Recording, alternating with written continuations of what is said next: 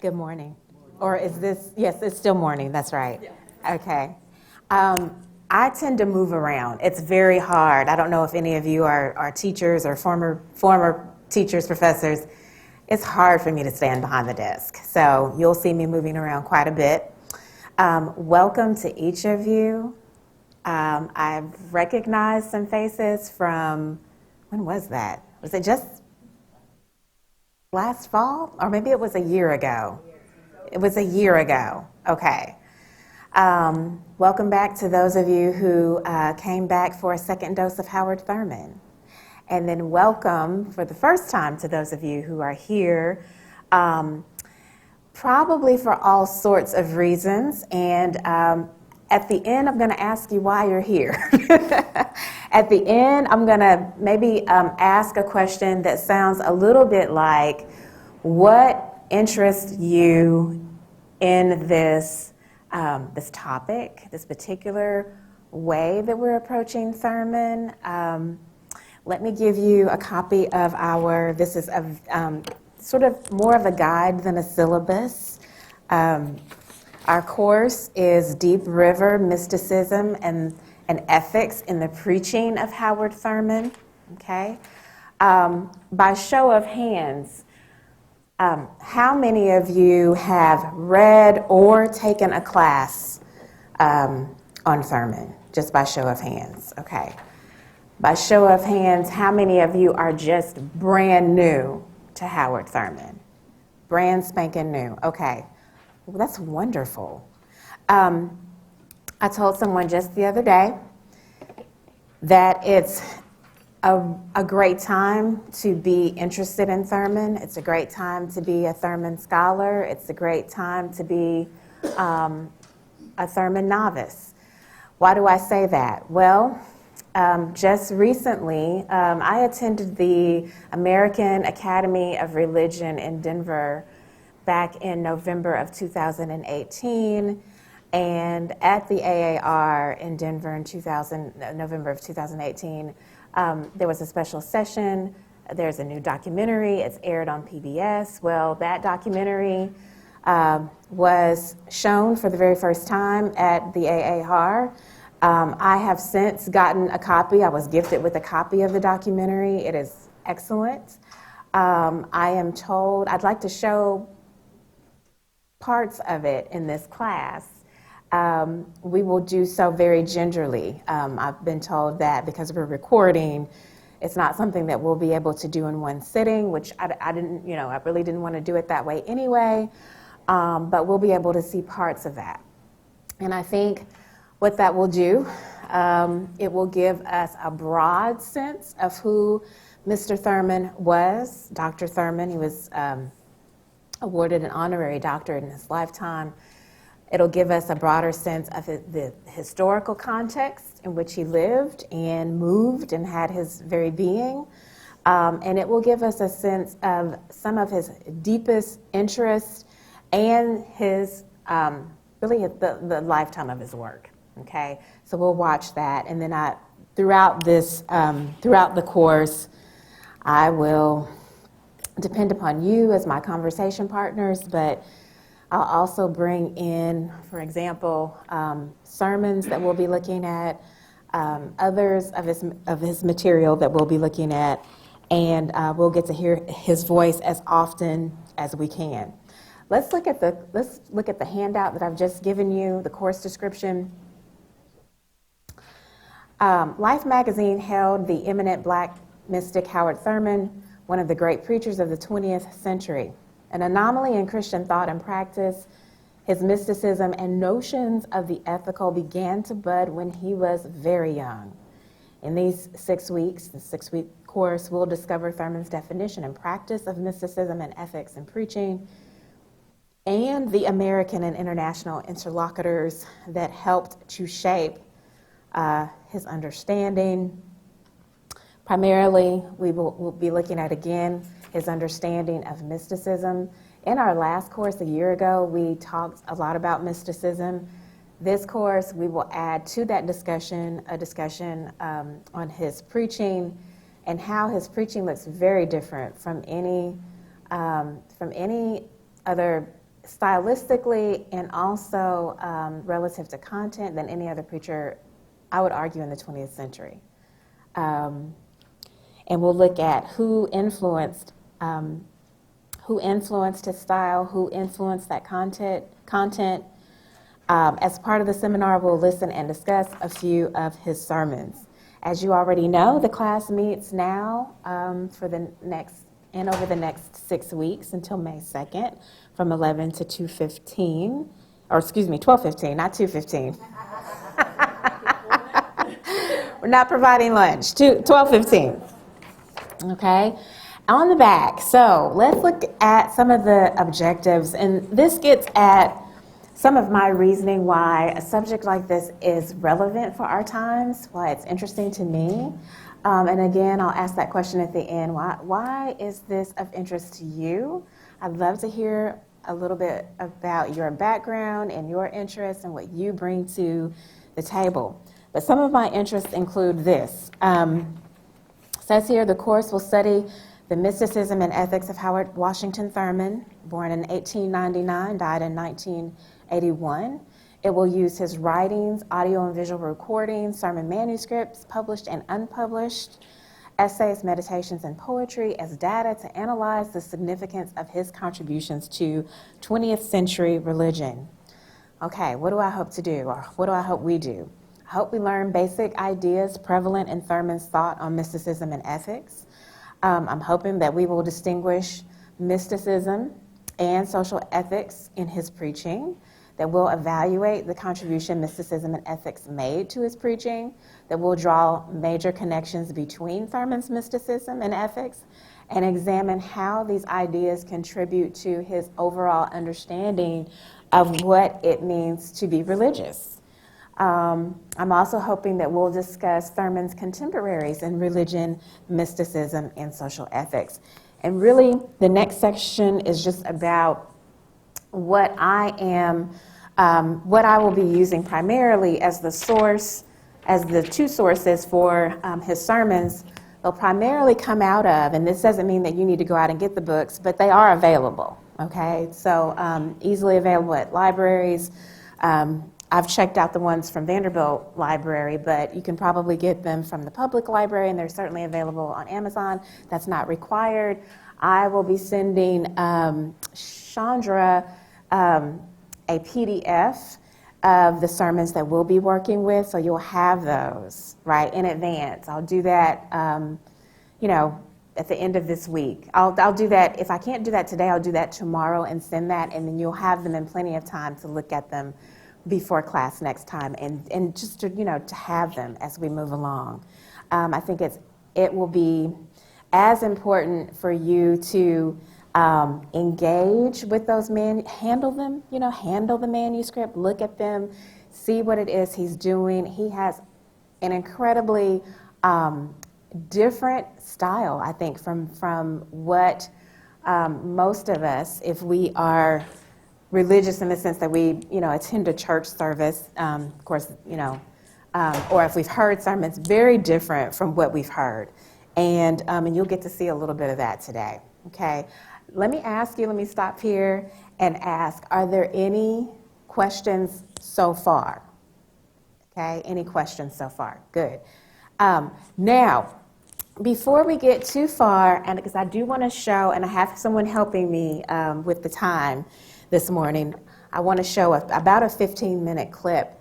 In this clip, which we'll watch in just a moment, it's really a gift that I happened upon. I didn't know it was out there, but it's a clip. It's not the documentary, but it is a clip that the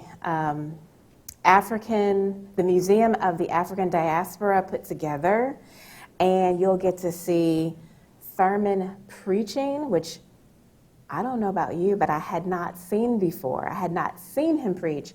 There are enough cassettes and audio files where you can hear him, but I hadn't seen him, so that's a real treat. So you'll get to see him preaching. You'll get to hear the voice of Sue Bailey Thurman. Sue Bailey Thurman was his wife, his second wife. If, those of you who are Thurman scholars know that his first wife, Kate Kelly, died when she was very young and had just recently given birth to their first child. But you'll get to hear Sue Bailey Thurman's voice. You'll get to hear the voice and see one of his children. And then you'll get to see sort of the backdrop of the 20th century. There's a caveat, there are some very, they're brief, but they're very violent scenes. There's a war scene, there's a Klan scene. But, we'll get used to talking about things like this in this class because, again, Thurman is writing against the backdrop of literally the 20th century. Being that, he was born in 1899, so we'll be talking about some tough things. But great clip that I like to show. But before I do that, let me hear a little bit from you. And let's privilege first those folks who, for whom this is your first entree into Thurman studies. Let's hear a little bit from you. And we may take 5 minutes, just 5 minutes to hear from folks. So not a long, diatribe, but, just a little bit about what is it, right? What was the attraction? What are you interested in learning more about? What caught your ear? What caught your eye? What is it about Thurman that interests you at the moment, okay? Those of you who are very new, who are like brand new to Thurman, let's hear from you first. Just a few hands. Yes. Well, I saw the documentary on Okay. TV. Yeah. Totally new to me, but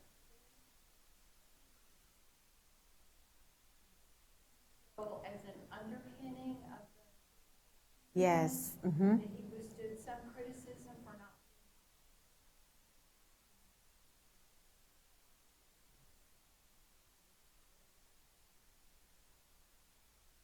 Yeah.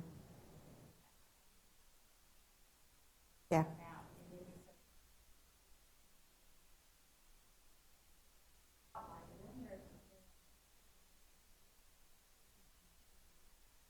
Sure. Yeah, that's great. Thank you. What's your name? Jerry? Perry? Okay. Thank you. Thank you, Perry.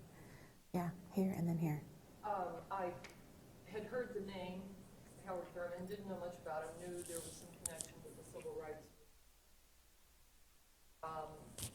But in the past couple of years, I've gotten introduced to Richard Rohr, and also took a course last year on Meister Eckhart. And so both of them write and speak a lot about mysticism. Right. But the combination of religion, mysticism, that's what really drew me in. Yeah, that's great. That's great. Yes. And those two folks will be a nice conversation partners too. The question does tend to come up, particularly around Meister Eckhart. Are Meister Eckhart and Thurman conversation partners, right? How might they diverge a little bit from one another? So, very good. Thank you for that. Yes, and then here. I've grown up, I'm a preacher's kid. Yeah. With lots of, my father, several uncles, they're ministers or ministers, very involved in the institutional church. Followed my father's path. Spent a couple of years in seminary where learning shifted around a good bit. In his first year of teaching. Okay. Just talked about how. Yeah. But the path into the church kind of deviated fairly quickly.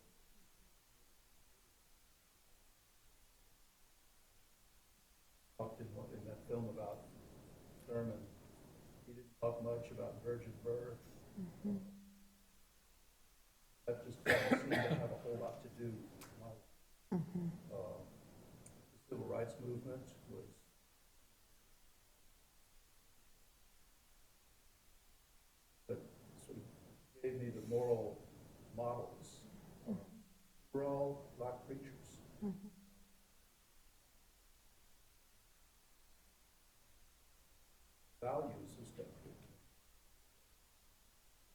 when I saw the PBS film where he wasn't saying. I'm not sure what he was saying really, but the idea of action, theology was one of the engagement. More about that.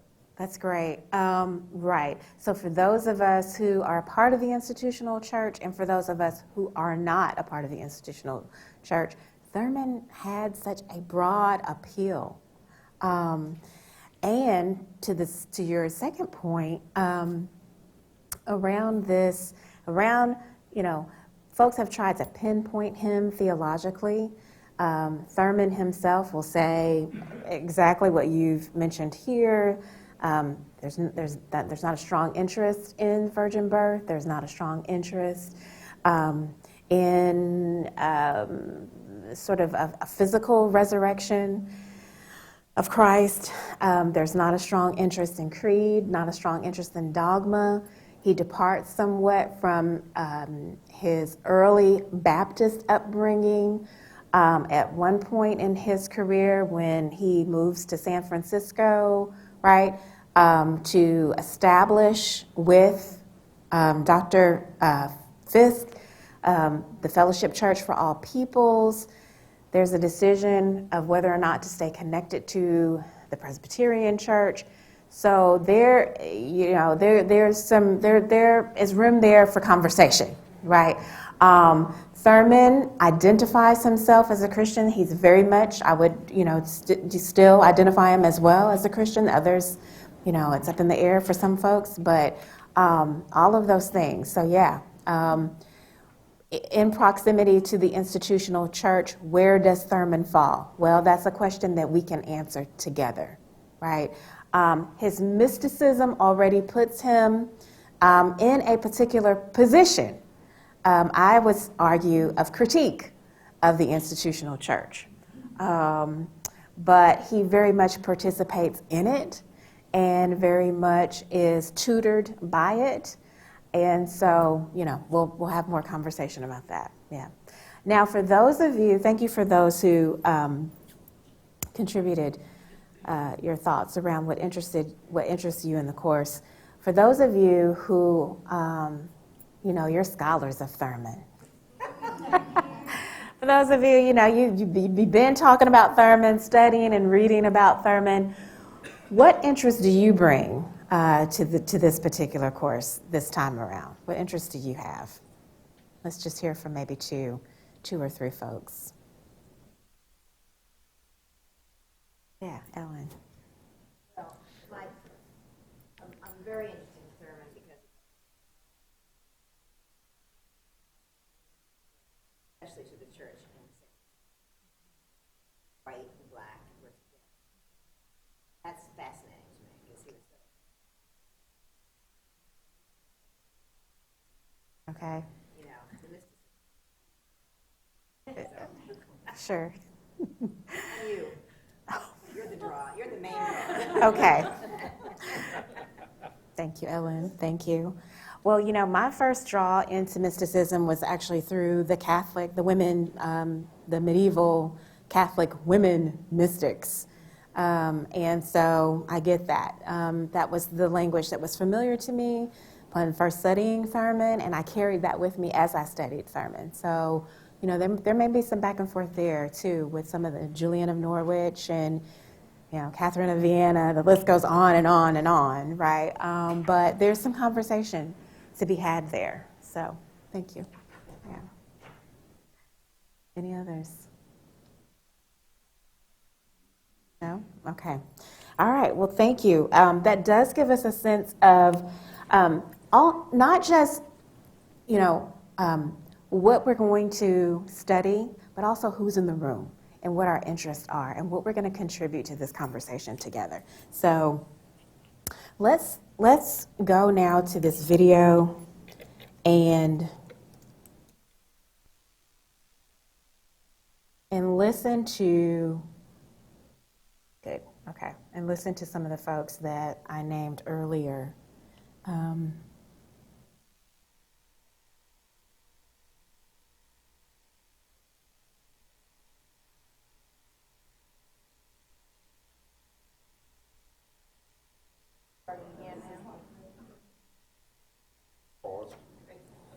And every living thing, including man, every living thing belongs to every other living thing. And I can never be what I ought to be until the last living manifestation of life is what it ought to be. For better or for worse, I am tied into the idiom of everything that lives. And if I forget this,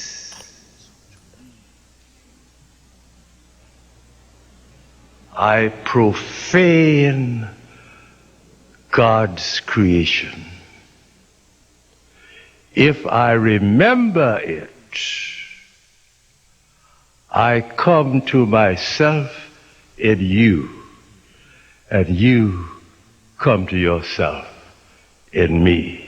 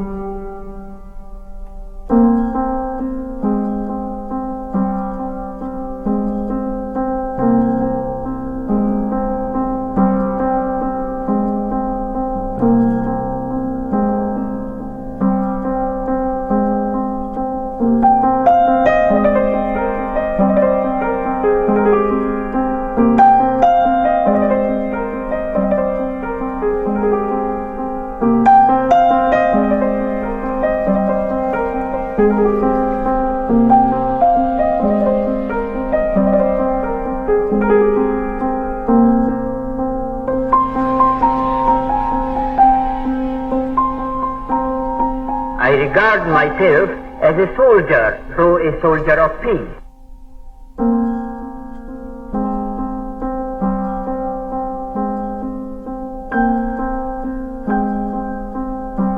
He asked every question in the book about this country. Very, very much interested. In fact, he said it to the Thurmans, that maybe it'll be through African Americans that the world will know and learn the way of nonviolence.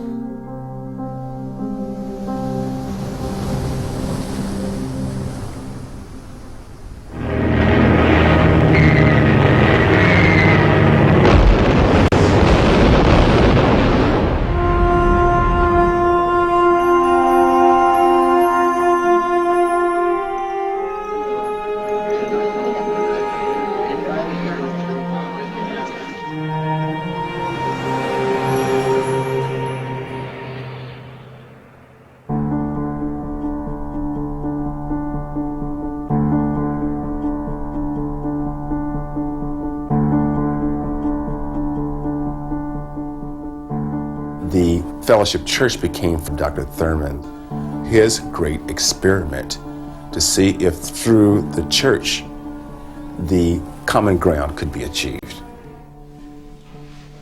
It was the living out of Dr. Thurman's vision that he said he and Mrs. Thurman had or shared at Khyber Pass when they were returning from their visit with Gandhi. And that was to see if they could create some kind of fellowship where people could come together regardless of background and have profound religious or spiritual experiences over a period of time. And he felt that if they had those kinds of experiences, those experiences would be enough to break down any barrier that existed. Well, it was important because it was the first interracial church in the United States. Now, that means interracial in both administration and congregation.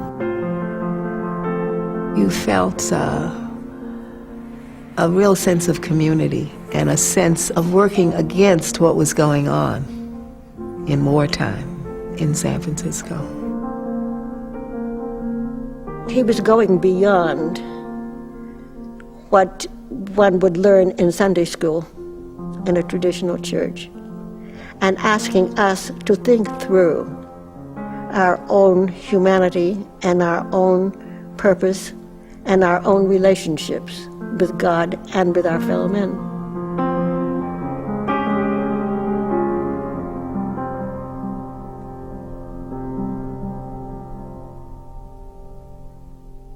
There is a spirit abroad in life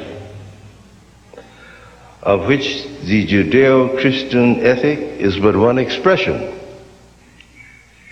It is a spirit that makes for wholeness and for community.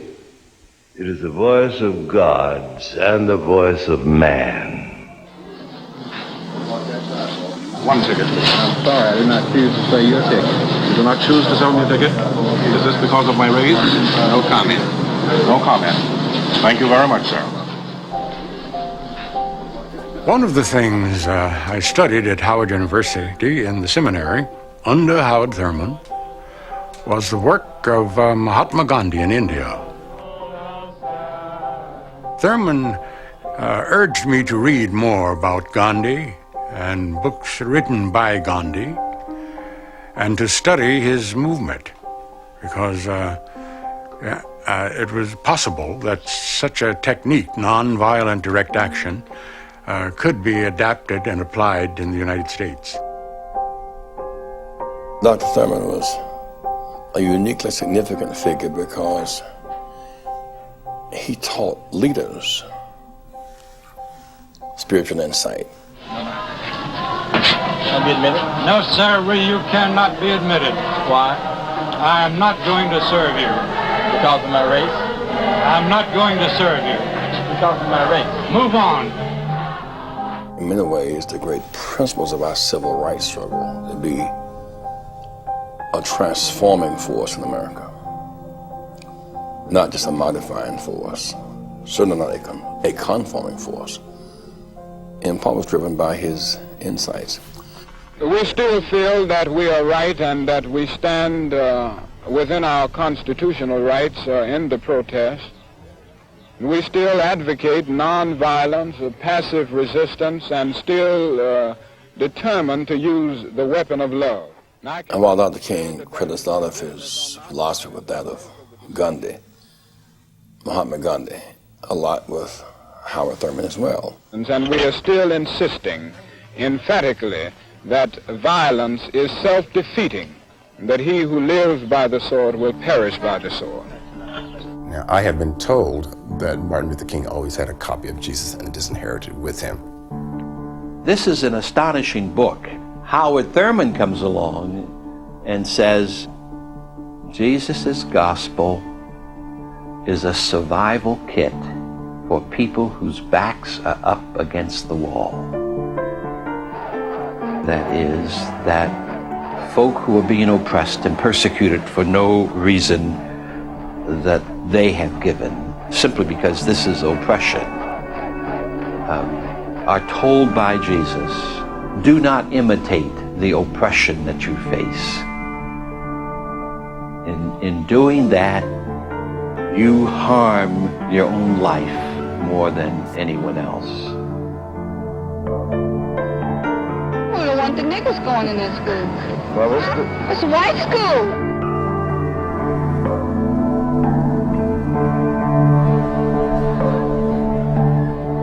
You see, we are human beings, and we are not stopping now till we get something that's better. He's got the whole world in his hands. One of his premises was that we must have a spirit that refuses to die. A spirit that is more profound and more fundamental than the culture, the politics, the economy, the race, the skin color, the gender. A spirit that refuses to die. He had said, when you reduce your irreducible essence, and there's nothing else, no clothes, no stuff, no cover, you're still somebody. You're still God's child. But there's life, there's hope. But there's hope, there's infinite possibility. All men are entitled to the blessings of liberty. Yet millions are being deprived of those blessings. Not because of their own failures, but because of the color of their skin. So, let us close the springs of racial poison. Let us pray for wise and understanding hearts.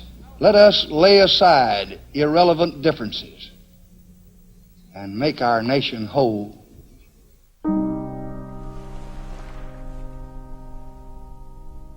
Thurman was a resource in the sense of reminding us of the wholeness of life.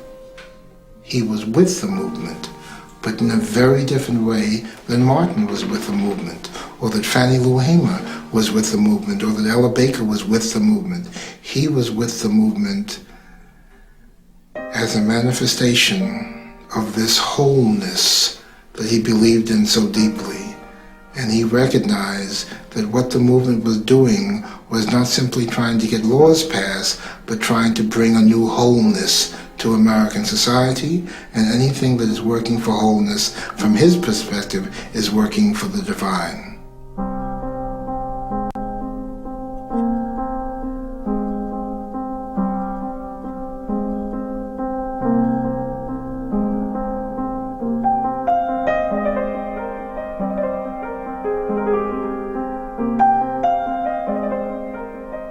Howard Thurman, I think, represents some of the best in America.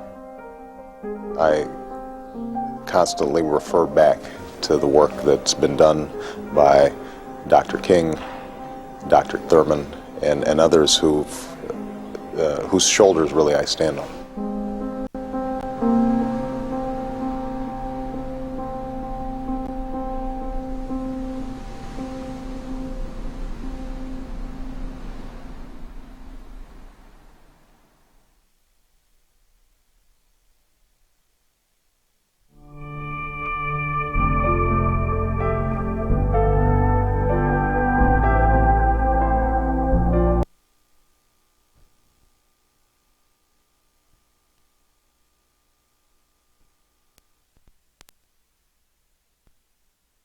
So you can see, okay, I'm back on.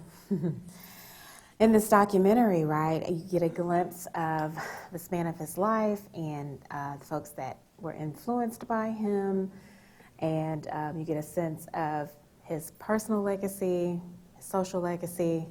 I want to comment, and then I'm going to ask if there are any, if there are things that you want to bring out from what you just witnessed. One comment that I want to make is that back to the point of if we could raise the lights back up, back to the point of the civil rights movement, I think it was the now current pastor of the Fellowship Church for All Peoples, Dr. Dorsey Blake, who made this comment that he had heard that Dr. King carried a copy of Jesus and the Disinherited, throughout the civil rights movement.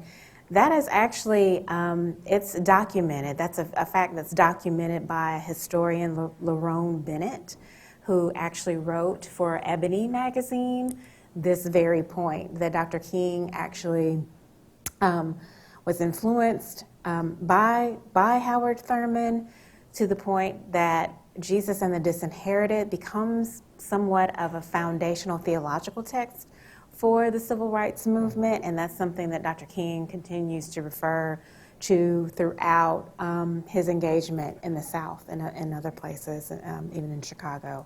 So just to reiterate or underscore that point, that I can't remember who it was that said Thurman, one of you said that Thurman wasn't out front, Perry, it was you, during the civil rights movement, but you do get a sense, even even in this short clip here, and throughout all of the readings and all of the, there are four volumes of previously unpublished works, the papers of Howard Thurman. This includes letters upon letter, 4 volumes of his unpublished letters, essays, other materials. And one thing that you do get a sense of very early on is before Howard Thurman knew he was wrestling with mysticism and ethics, he was wrestling with mysticism and ethics. Even as a child, this is something that we brought out in the previous class, that even as a child in his autobiography entitled With Head and Heart, Thurman talks about, this special relationship that he has with nature, the special relationship that he has with the Halifax River in Daytona Beach, where he grew up, special relationship that he has with the night. In the autobiography, he talks about the night being a companion, the nightfall being a condition in which he felt comfortable. And so you do get a sense very early on that Thurman has a relationship with nature that is unique to a child, just simply because he finds in nature a place to commune with God. And then that sort of boyhood and boyish love and proclivity, affinity to things that are related to the divine then grows into a mature study of mysticism. And we can talk a little bit about his timeline. I'll bring in his timeline the next time that we meet, where you get a sense that not only in his childhood, but even at Morehouse when he goes to study for his undergraduate degree in economics, and then off to Rochester Theological Seminary. And then, his life just sort of takes off. You get a sense that it is mysticism that he is drawn to from the very beginning and that he continues to study, even as an adult and even as a pastor. For the first 3 years that he is at the Fellowship Church in San Francisco, he leads the congregation, right, through a 3-year study of mysticism. And you'll be able to see where it's through that study that he begins to write essays and articles on mysticism and social action, for instance, or mysticism and the experience of love, or, mysticism, a definition. So you get a real sense that this is not a haphazard, sort of one-time or one-off study of an idea. He takes this throughout his whole life. Now, I have a copy, and I don't have a copy for everyone, so you're going to, if you would please share with at least one other person, but a copy of a sermon. And remember, I mentioned that we'll be looking at sermons from The Temptations of Jesus. That's one of the books.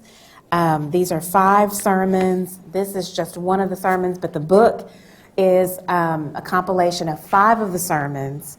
These were sermons that were given by Howard Thurman, who at the time was Dean of Marsh Chapel at Boston University. Okay. After he, this is a timeline in brief while you're getting copies of that. Graduates from Morehouse, he goes on to Rochester Theological Seminary. From Rochester Theological Seminary, he graduates. He spends a couple of years in Oberlin, Ohio, and it's in Oberlin where he is appointed to his first pastorate. It's in Oberlin where he takes a semester to study with Quaker mystic Rufus Jones, okay? In that course, you get a sense, particularly in the autobiography, that they study Francis of Assisi, they study a Spanish mystic, Madame Guyon.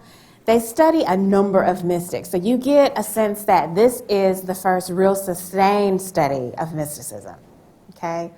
And then from there, from Oberlin, he then goes back to Morehouse to teach.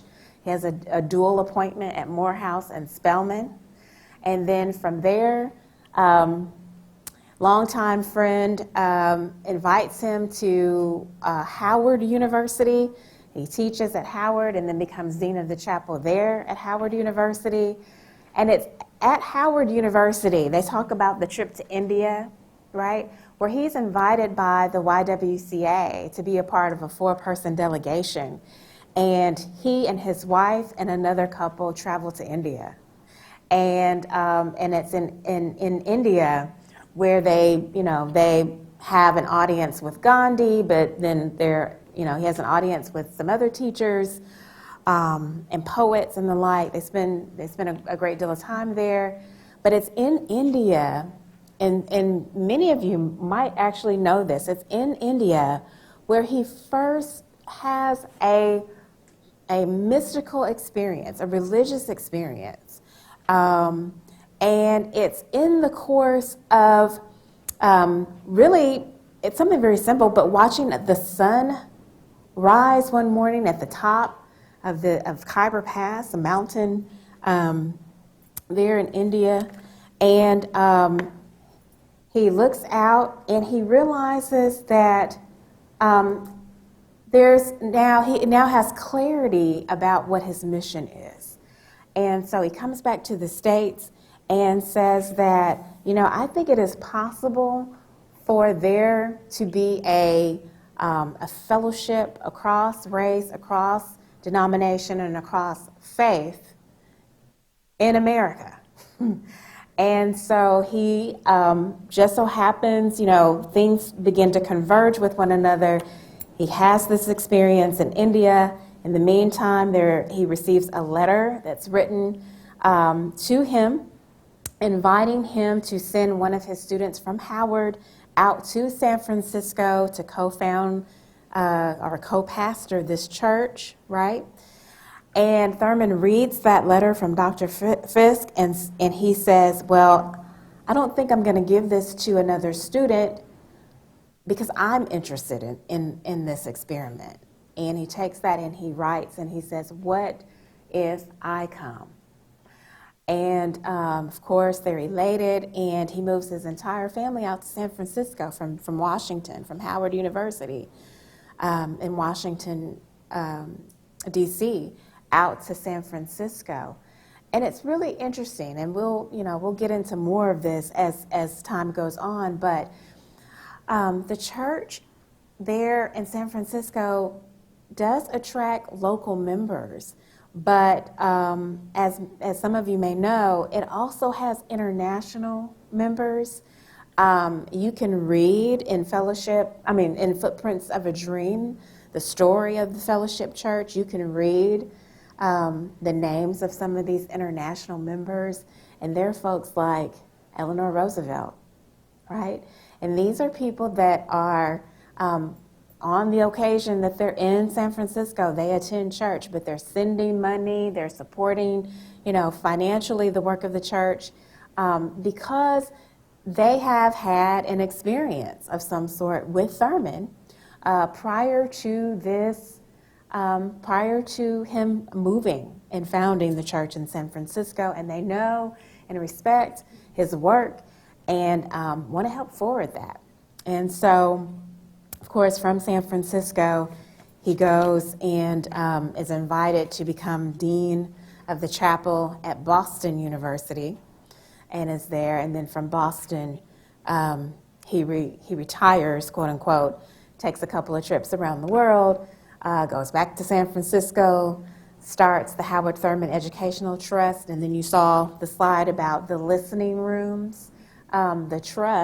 The Howard Thurman Educational Trust basically begins to collect recordings and writings. There's a newsletter that goes out from that, and then they establish listening rooms, in various cities across the states.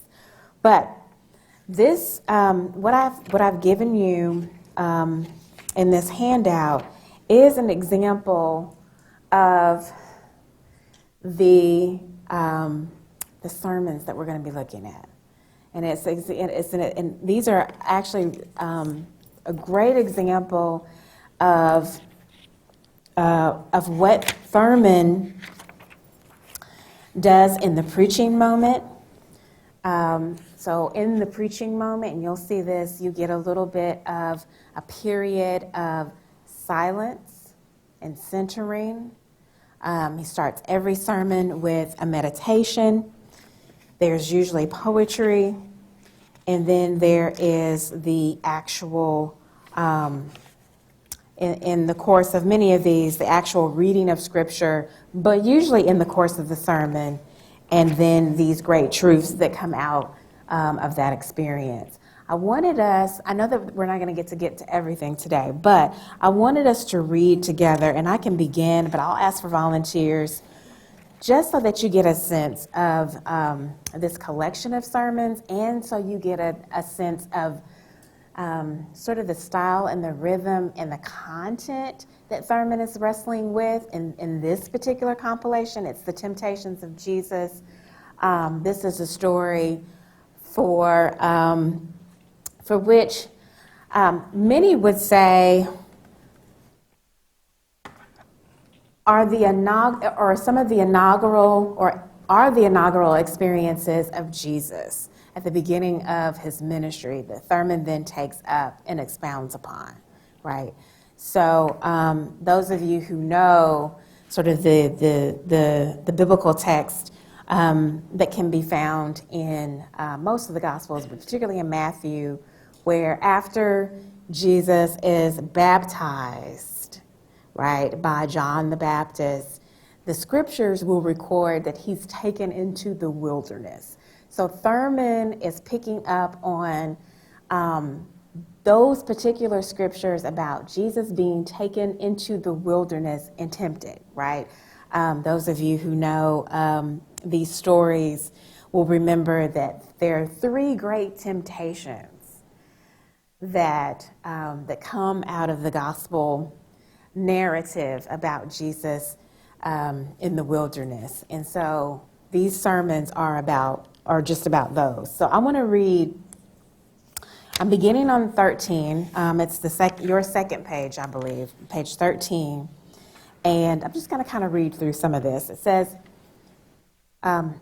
there is something very private, solitary, intimate, that characterizes the religious experience. The inner quality creates the mood of solitariness, but not loneliness. It is to the credit of the genius of the religious experience that it does not create within the individual an attitude of pride or arrogance. There is a quality present at the very core of the religious experience that pushes against any mood of self-centeredness until the very boundaries of the self are transformed into a dimension of the other, the more than self. Thus, the ultimate validity of the privacy of the religious experience is its universality. This is the miracle and the paradox. So in other words, what I hear him saying here is that in the religious experience, that what happens is that an individual experiences themselves as being present before a divine other, but in sitting long enough in that experience, what one comes to realize is that when one looks far enough within oneself, what one finds is the other in all of humanity. In other words, we sit long enough for self, and you come up, right? And I can no longer, this is Thurman, not me, I can no longer say that I've had a mere experience with the divine, but what I've had is an experience not only with the divine, but with the divine other, with all others. Okay, and we see that. I mean, that is here. We get glimpses of that here, but that is really true of what Thurman says in a number of places. Because you might say, well, I didn't read that here. You know, I didn't get all that. But you begin to see some of that here, right? but we'll see it in other places again, okay? Thus, in the religious experience, the individual is acted upon as a sharer in the givenness of God. The experience itself does not create this awareness, but it is the religious experience that the awareness surfaces and becomes a part of consciousness itself. It may be that this awareness is the individual's experience of faith.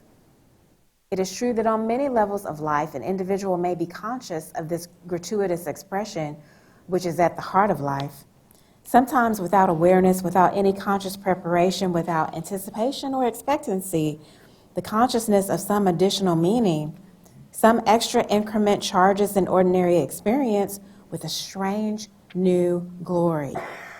At any turn in the road, I may come upon the burning bush and hear the voice say, "Take off your shoes. The place where you are now standing is a holy place." Thus, the religious experience may not of necessity be a creation of the mind. It may not be summoned by an act of will. It is an opening. It is a grace, the surfacing of the givenness of God in the human spirit.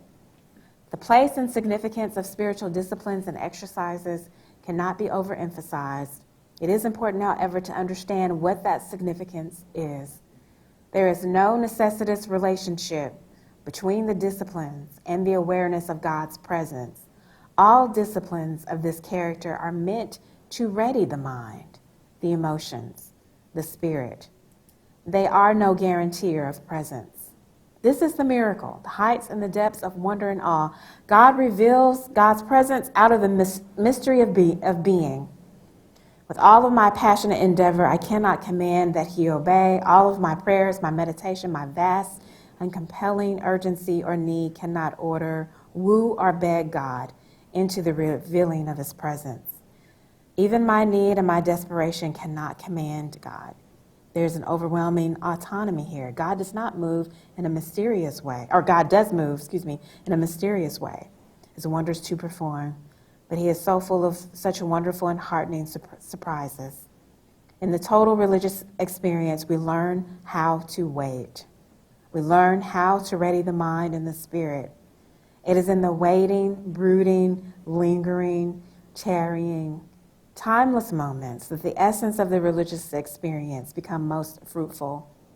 It is here that I learn to listen, to swing wide the very doors of my being, to clean out the corners and the crevices of my life, so that when his presence, God's presence, invades, I am free to enjoy God coming to himself in me. In fine, I cannot command. I work at preparing my mind, my spirit for the moment when God comes to himself in me. When it happens, I experience God's presence. When this experience becomes an object of thought and reflection, it is then that my mind creates dogmas, creeds, and doctrines. These are the creations of the mind and are therefore always after the fact of the religious experience, but they are always out of date. The religious experience is always current, always fresh. In it, I hear God's voice in my own tongue and in accordance with the grain in my own wood. In that glorious and transcendent moment, it may easily seem to me that all there is God. All right, so that's a lot to chew on. And that's the beginning of this book, of this compilation of sermons, right? That he privileges, that he puts forth first this definition and understanding of religious experience ought to clue us in to where he's going. This is the beginning. This is the introduction. And he's saying, I think there's an intent here. There's an intent with his preaching, thank you, where he's saying that not only is it important to sort of communicate a text or whatever it is that preachers do, but most importantly, it's important to create a mood and the possibility for a hearer to experience in that moment God. Okay, you will get out of this that that's one of the, yes, we'll get to the ethics, and that's important. But first and foremost, what Thurman is after is religious experience. And he's assuming that religious experience is possible. That it is possible to have kind of interaction, which he would say we cannot summon.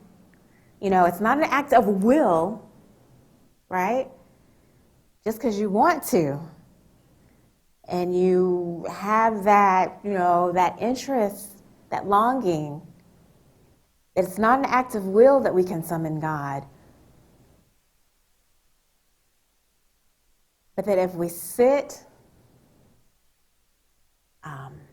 and he talks about the opening, and open ourselves up to the possibility for this experience, that maybe we will have that. Now, what's interesting, it's going to be very difficult for us to talk about justice preaching. So you'll hear me sort of also talking about the larger worship experience, because this is an experience, In other places I've argued, in fact, Thurman says this, it's really not about, and this is against, I'm going to say it's really against Protestant liturgical practice to say that the sermon is not the most important thing in the worship service. He says that. Sometimes I think, yeah, you can say that because you're so good at it. But you'll see him, there's the use of the arts. There's a clip in this particular video. You may not have known what they were doing, but he uses dance, right? Remember there was a group of women that was sort of just moving. So dance becomes a part of the worship service. It's just a lot, it's really interesting, how preaching is encouched within this much larger experience of worship. So we'll be talking to some about that too, okay? And then, of course, in all of this, where is the ethical? That's the ultimate question. I would say this, hold on to this one point, and then we'll go. Hold on to the fact that Thurman is a black man, right? So what does that mean that this particular American context produced a mystic, right? The ethical is embodied in Thurman. And we'll talk about that. We'll talk about how it shows up and what he's after. He's a social ethicist. We'll talk about it. But remember, that's a really crucial point, right? That his ethical orientation is embodied. And we'll unpack that. But so that's sort of, hey, welcome to Thurman. Welcome to class. Hope you come back.